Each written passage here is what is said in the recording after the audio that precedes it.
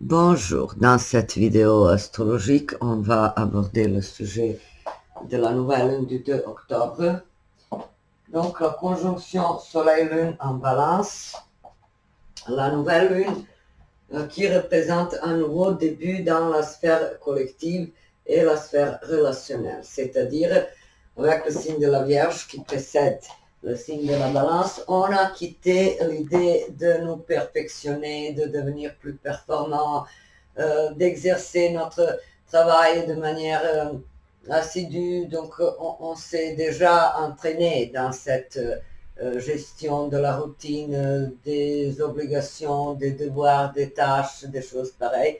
Et là, avec le signe de la Balance, on pense un peu aux autres, à la façon dont on se relie aux autres, à la façon dont on s'attache, à la façon dont on gère les conflits, les malentendus, le déséquilibre dans certains rapports. Donc il peut y avoir des rapports de force, notamment à cause de cette Vénus en Scorpion, ou comment donc trouver la solution pour améliorer une coopération, booster des échanges et bien sûr en profiter et s'enrichir mentalement, spirituellement, intellectuellement ou financièrement. Vous voyez, donc c'est la nouvelle lune qui nous invite à repenser un peu le mode euh, à voir les autres, la façon à aborder ces associations, coopérations, euh, ce travail de groupe aussi, et tout type de partenariat. Donc ça peut être le partenaire, le conjoint, le concubin, vous voyez, donc toute, toute la sphère relationnelle est plus ou moins englobée par le signe de la Balance. C'est-à-dire avec la Balance, on est vraiment dans l'art social de vivre ensemble. C'est ça. Donc, on sera forcément plus empathique, plus soucieux de ne pas froisser l'autre, de ne pas lui lancer des remarques insultantes, vexantes, vous voyez, mais de rester dans la douceur, le calme, le respect, l'équilibre, l'harmonie, toutes ces qualités inhérentes au signe de la Balance. Donc, c'est un moment pour initier de nouveaux projets en lien avec les autres. Mariage, vie commune, achat d'un bien immobilier même. Il ne faut pas oublier que Saturne est exalté dans le signe de la Balance. Donc on a quand même la puissance et l'importance des constructions solides. Quand on parle du signe de la Balance, c'est quelque chose, disons, qui peut s'éterniser, se pérenniser. Bien sûr, le signe de la Balance n'évoque pas la notion de fatalité, de contrainte et de nécessité à faire quoi que ce soit, mais plutôt d'agir dans l'esprit de négociation, de compromis, de tolérance, de souplesse mentale et en tenant compte aussi à sa propre notion de plaisir. Donc on ne veut pas forcément se sérénité pour atteindre un objectif. Vous voyez, alors qu'il y a des signes jusqu'au boutiste comme le scorpion, comme parfois le capricorne, comme parfois la vierge maniaque de service, de sacrifice et de règlement et de discipline. Avec la balance, on est euh, dans un courant prévisible, dans les normes sociales plus ou moins. Mais les normes sociales, bien sûr, non seulement qu'elles dépendent de la culture et au niveau de l'évolution de la société, mais les normes sociales normalement servent à mieux gérer les conflits pour pas qu'on s'entretue entre nous. Vous voyez, c'est ça le but essentiel, par exemple, de la justice. Si l'on faisait la justice d'une autre manière, peut-être, vous voyez, donc le signe de la balance, c'est aussi la notion de la justice au sens juridique, légal, donc le droit, les principes légaux sur lesquels se base une société, un État, une communauté. Mais pour cette nouvelle, j'ai choisi quelque chose d'autre. J'ai choisi le sujet d'amour. Également un sujet incontournable du signe de la balance. Peut-être même le sujet le plus important, non seulement du signe de la balance, mais de nos vies, de notre vie, de la vie de chacun d'entre nous. L'amour qui bouge, qui se transforme, l'amour qui a mille formes, l'amour pour soi-même, pour ses amis, pour ses loisirs, la passion pour une activité quelconque, l'amour qu'on donne à ses proches, à son partenaire. Vous voyez, donc le signe de la balance a de nombreuses symboliques et on ne peut pas le réduire seulement à cette cohésion sociale, aux enseignements, disons, de l'ordre collectif. C'est un peu plus complexe. Donc, j'ai choisi le film sorti en 2022 d'une réalisatrice française, Karine Tardieu, avec Fanny Ardant et Melville Poupeau. Il s'agit de l'histoire d'un amour qu'on peut qualifier comme amour interdit, clandestin, adultère, comme une épreuve de la vie.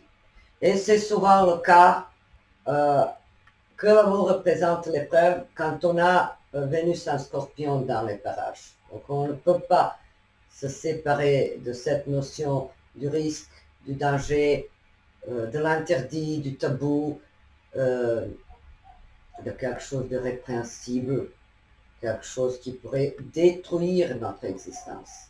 C'est ça, Vénus en Scorpion. Et dans ce film, justement, le protagoniste se lance dans un tourbillon de passion, d'amour, après avoir reconnu en l'autre forcément la même énergie, la même fragilité, la même vulnérabilité. Tout ça, c'est Vénus en Scorpion. Être attiré par quelque chose d'invisible, être attiré par quelque chose qui sort du cliché. Et justement, cet homme, Pierre, médecin, père de famille, marié, 45 ans, il tombe amoureux d'une femme de 71 ans qui a déjà un passé derrière elle, qui a toujours privilégié sa carrière, qui n'a jamais voulu forcément se laisser guider par l'amour, par cette faiblesse peut-être. Donc peut-être comme s'il était envoyé par le destin pour briser la glace, pour finalement la décoincer, pour lui faire éprouver ce sentiment magique, alchimique qui transforme le tout. Et dans cet ouvrage, on voit donc que l'amour et la passion et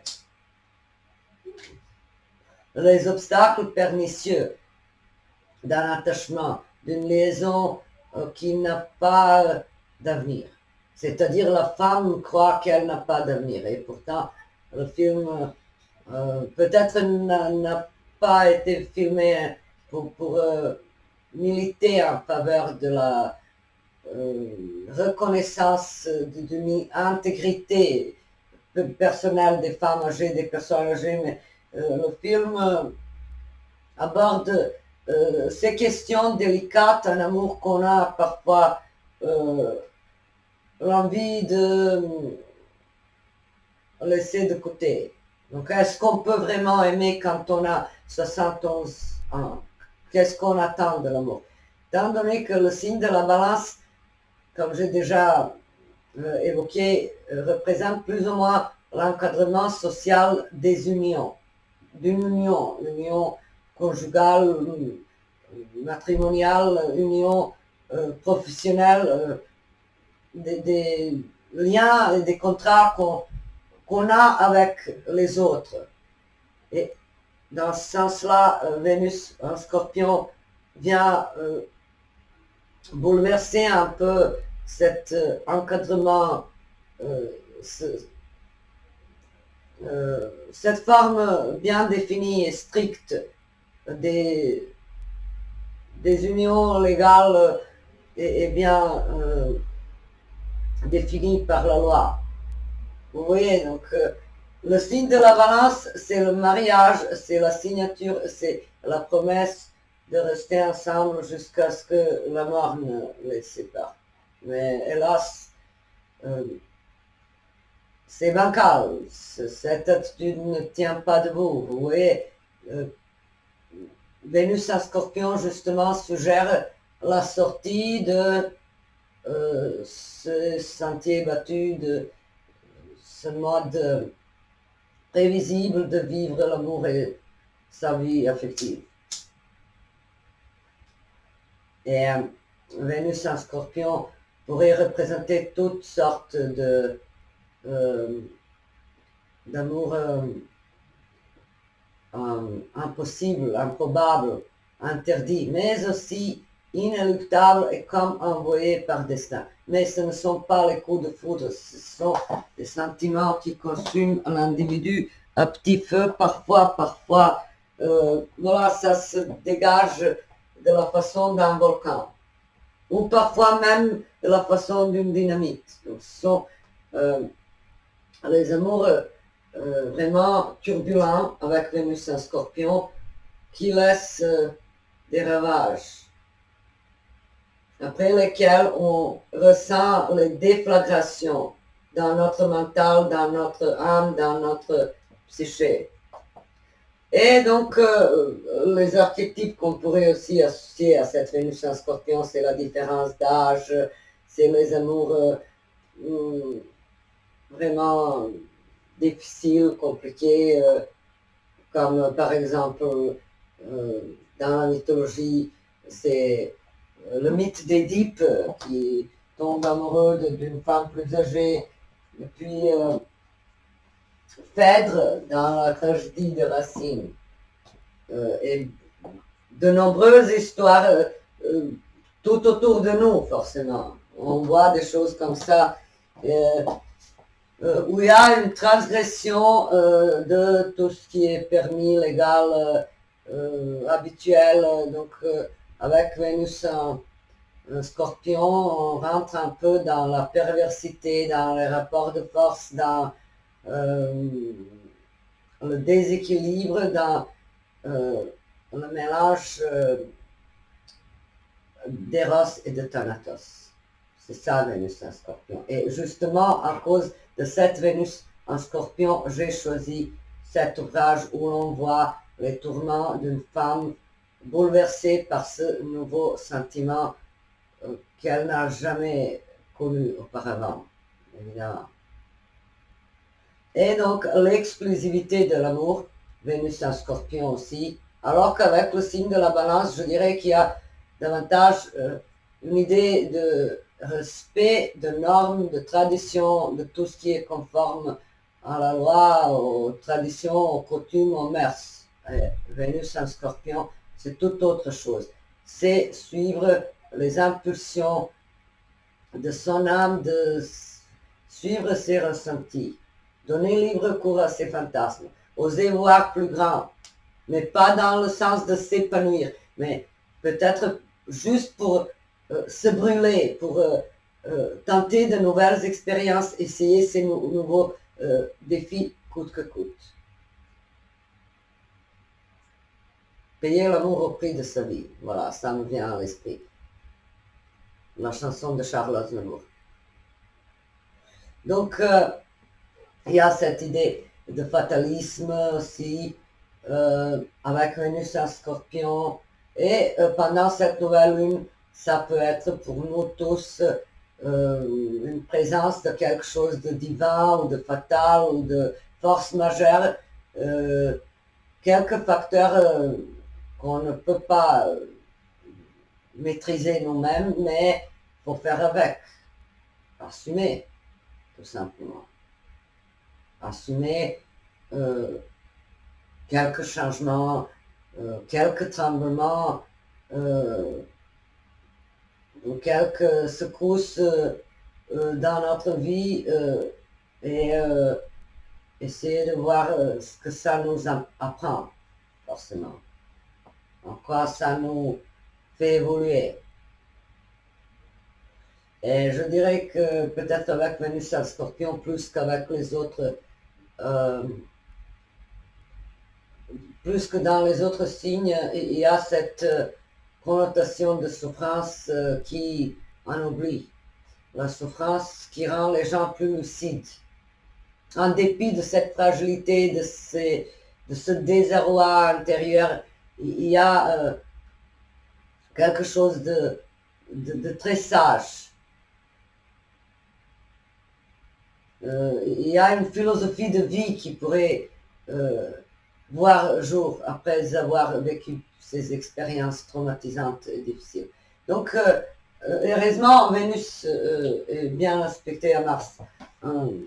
Cancer, on va regarder justement quels sont les aspects et tout ça. Donc, je vois que, en fait, ça va être une nouvelle lune plutôt positive et dynamique parce que elle est conjointe à Mercure.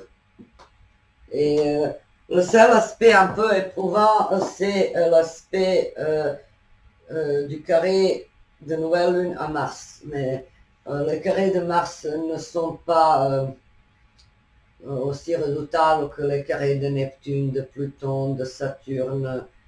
Vous voyez, Mars déclenche l'action, accélère, rend les choses plus directes. Donc, inspire l'humain à agir, à bouger, à se déclarer, à trancher, à se battre, ne pas subir. C'est ça le sens des carrés de Mars. Donc ne pas se résigner, ne pas se laisser aller, mais prendre son destin en ses mains. Donc, nouvelle lune sur 10 degrés de la balance, Mercure 10 degrés balance, Vénus 10 degrés Scorpion, Mars 15 degrés Cancer, Jupiter 21 Gémeaux, Saturne 14 Poissons rétrograde, Uranus 26 Taureau rétrograde, Neptune 28 Poissons rétrograde, Pluton 29 Capricorne rétrograde. Nouvelle lune carrée à Mars, Mars trigone Saturne, Vénus trigone Saturne, Vénus trigone Mars et nouvelle lune conjonction Mercure. Donc, justement, cette conjonction de nouvelle lune à Mercure et en balance, ça me fait penser à ce titre du film que j'ai choisi pour illustrer la nouvelle lune, Les jeunes amants. Mercure évoquant toujours la jeunesse, l'adolescence, ou peut-être dans notre thème natal, le rapport à notre enfant intérieur, forcément. Donc, ces deux personnages sont bien ensemble, tout simplement. C'est les aspects harmonieux de Soleil, Lune et Mercure. La triple conjonction en Balance, c'est ça, être à l'aise, se sentir à l'aise en compagnie de quelqu'un. Capter des ondes positives, voir une ambiance agréable tout simplement, sans trop de pression, sans nécessiter à se justifier, à expliquer, à persuader l'autre. Vous voyez, donc en Balance, tout se passe plus ou moins de manière naturelle. Il y a comme un morceau de puzzle qui s'imbrique sans qu'on force quoi que ce soit. Et donc, cette différence d'âge, c'est la problématique, comme j'ai déjà expliqué, de Vénus en Scorpion, mais pas que. Il y a avec Vénus en Scorpion peut-être la souffrance, parce qu'on est amoureux de quelqu'un qui est malade. L'amour envers quelqu'un qui est trop loin, qui est pris, qui est marié. Les relations dangereuses aussi, avec des personnes peut-être violentes, agressives, puis les rapports de force, puis les relations vénales, puis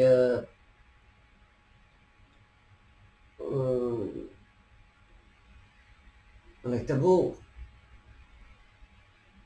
Donc toutes sortes d'amour décalé.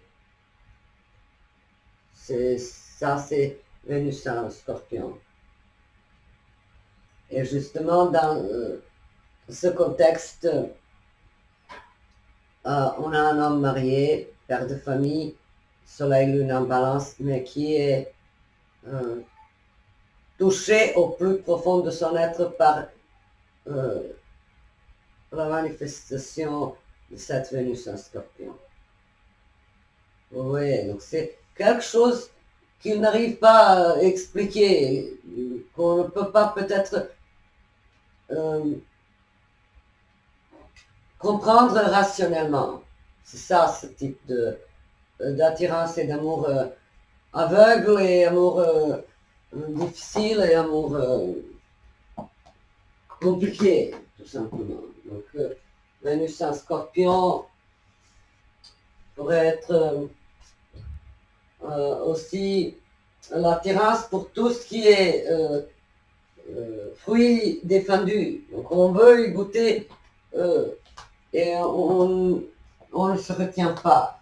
Donc, souvent, en astrologie, associée aux pulsions charnelles, au rôle primordial de la sexualité, de l'attirance, de la passion physique, mais c'est trop simplifié les choses.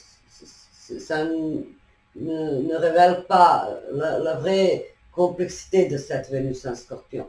Donc ce film nous le présente et nous le décrit, cette Vénus en Scorpion, en évoquant l'amour entre deux personnes qui n'évoluent pas à cause d'une force majeure que représente le temps. Donc on ne peut pas lutter contre le temps. Elle a 25 ans de plus que lui et c'est un fait inexorable. Vous voyez? Donc,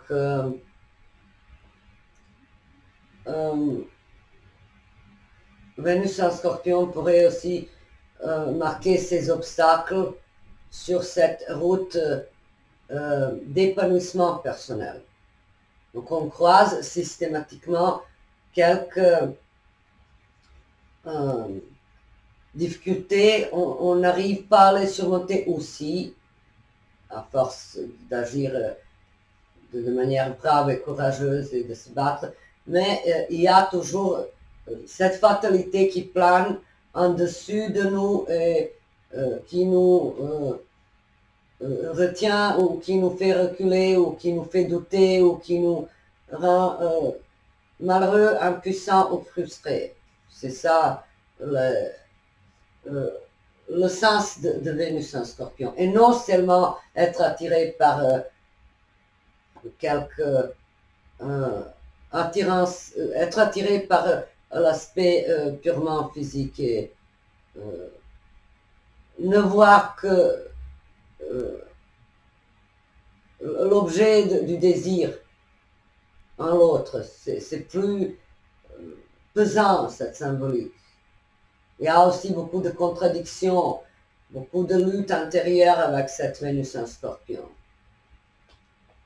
Donc, on sait par exemple qu'on n'est pas sur la bonne route, mais on est pourtant attiré comme, on est comme magnétisé par le charisme, l'attirance, le charme de quelque chose, que ce soit au niveau du travail, au niveau d'un objectif, au niveau d'une personne. Donc, on voit qu'on n'a pas trop de marge de manœuvre.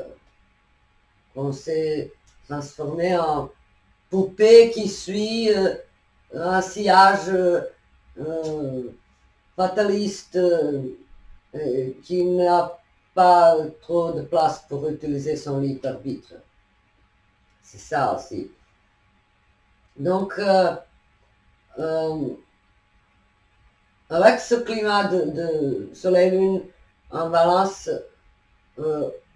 on reste dans le devoir. On se dit, est-ce que je dois quelque chose à quelqu'un si je l'aime? Et la réponse est certainement oui. Et Vénus en Scorpion, c'est tout autre chose. Est-ce que je dois quelque chose à quelqu'un que j'aime? La réponse, c'est non. Je ne dois rien à personne. Je ne gère pas ces choses. Ça m'échappe, ça me dépasse. C'est pas quelque chose que j'ai choisi.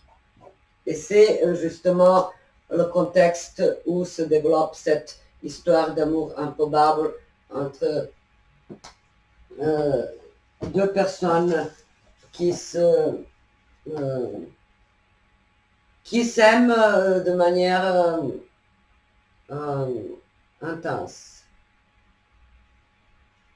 Donc, le paradoxe aussi de Vénus en Scorpion, c'est qu'on choisit quelque chose de très difficile ou quelque chose qui pour les autres semble absurde, inutile. Donc on est décalé, on suit sa propre route et on est souvent seul. On est victime presque des opprobres, des accords de sabotage des autres. Ou du destin même. Parce qu'avec Vénus en Scorpion, on est dans le registre de la force majeure. Et non dans les choses terrestres qu'on peut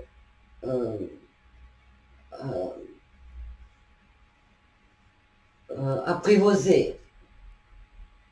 Ça, c'est quelque chose d'indomptable. Passion, attirance, impulsion forte et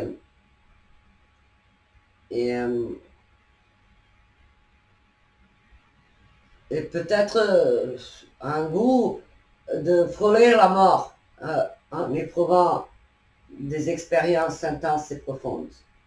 Donc, en sachant que ça va modifier notre corps, notre existence, notre rapport à la vie, aux autres, sont les choses marquantes qui ne nous laissent pas comme avant, qui nous modifient. C'est pour ça qu'on parle de l'amour alchimique dans cet ouvrage et avec cette Vénus en Scorpion. Donc, puis,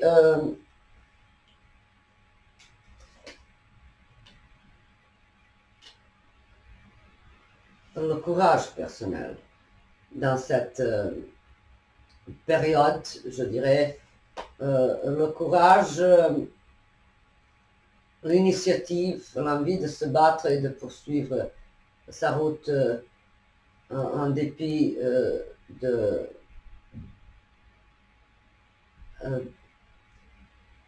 toute cette idée que tout est déjà prédestiné, que tout est déjà écrit. Cette idée de fatalisme, évidemment, c'est Vénus en Scorpion, mais avec d'autres aspects plus ou moins harmonieux entre Vénus et Mars, Vénus et Saturne. Donc on a plein d'eau, plein de planètes en élément eau, c'est-à-dire on écoute nos intuitions, on agit à partir de nos tripes, on se laisse guider par nos ressentis, par nos prémonitions, intuitions, notre sixième sens, et c'est fiable. C'est fiable et c'est apparemment instructif en quelque sorte. Donc pour nous, nous qui ne sommes pas des personnages romanesques, mais des personnes simples, plus ou moins, cette nouvelle lune représente donc la période où il faut semer la graine de réussite au niveau des associations, coopération, échange et stabiliser quelque chose. Donc ça peut être un nouveau contrat, ça peut être de nouvelles alliances qui émergent ou une meilleure réputation, ou une meilleure image sociale qu'on acquiert, qu'on construit, qu'on obtient, ou des reconnaissances ou des choses positives, donc bénéfices, récompenses, des positions plutôt stables. Et Mars en trigone à Saturne, c'est un lien entre notre action et la réalisation concrète et les fruits que ça va donner plus tard. Donc notre action est bien ciblée vers les résultats de l'avenir, vers les choses concrètes. C'est-à-dire on ne va pas gaspiller notre énergie en tentant des choses qui ne sont pas qui sont éphémères. Donc on privilégie les objectifs et le travail de longue haleine avec ce trigone Mars-Saturne. Vénus trigone Mars, c'est l'aspect positif, c'est l'amour qui dure, c'est l'épanouissement affectif, la possibilité de gagner mieux, c'est la sensation de vivre une vie agréable, tout simplement. Et Vénus, Trigone, Saturne, également les objectifs réalistes, concrets. Et dans le thème natal, cet aspect peut dire tout simplement qu'on va se sentir épanoui en amour dans l'âge ayant un certain âge. Donc voilà, la vieillesse, c'est vrai qu'il y a un déclin physique et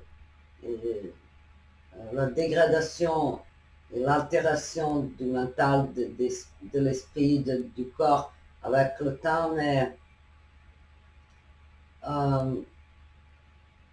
rien ne nous empêche de garder cet enfant intérieur, même en étant vieux. C'est aussi cet aspect Vénus Trigone Saturne. Donc on a le droit d'aimer, quel que soit notre âge. On a le droit de profiter de du confort. On a le droit d'être bien dans sa peau, quel que soit notre âge. C'est la morale de cet aspect de Vénus en trigone à Saturne.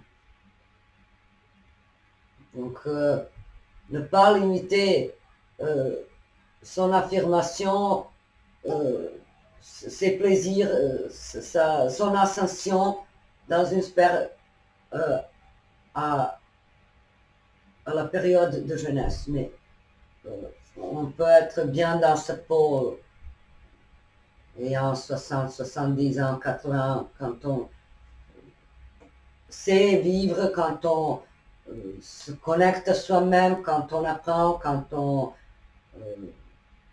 fait régulièrement l'introspection, la remise en question, bien sûr qu'on peut être heureux. Parce qu'on est plus serein. Avec l'âge, vu l'expérience accumulée, les leçons de sagesse,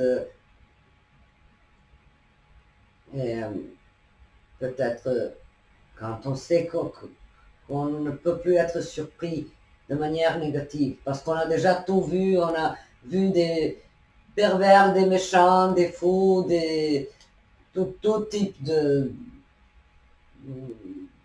surprises dans cette vie, et donc avec l'âge on se dit bon, ça ne peut pas me bouleverser. Il y a un cycle, c'est cyclique dans la vie, ces rencontres avec les personnes un peu rétrogrades, réactionnaires, vous voyez. Et quand on les a creusés beaucoup dans sa jeunesse, alors on sait, avec l'âge, avec l'expérience, on sait les reconnaître justement. On sait immédiatement à qui on a affaire. Donc de quel type d'arriéré il s'agit, vous voyez. C'est l'âge qui nous permet de faire ces différences et enfin de ne pas être bouleversé, de ne pas être touché, de ne pas être agacé par des choses pareilles. Parce qu'on sait qu'on ne peut pas changer le monde, forcément, il y aura toujours des imbéciles et des profiteurs, manipulateurs, menteurs, faiblards et autres. Et donc, avec l'âge, on se dit, bah, c'est pas mon problème. Donc, on arrête de prendre les choses personnellement. On se dit, ça ne me regarde pas.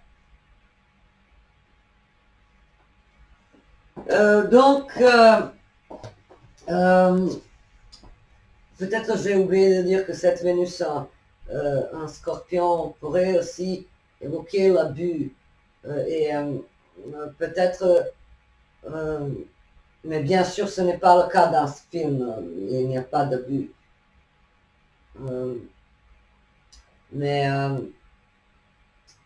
Vénus en Scorpion, tout comme les aspects de planètes en Scorpion ou les aspects entre Vénus et Pluton, ça pourrait donner aussi les abus. Donc abuser de quelqu'un, de sa fragilité, de sa vulnérabilité pour en profiter.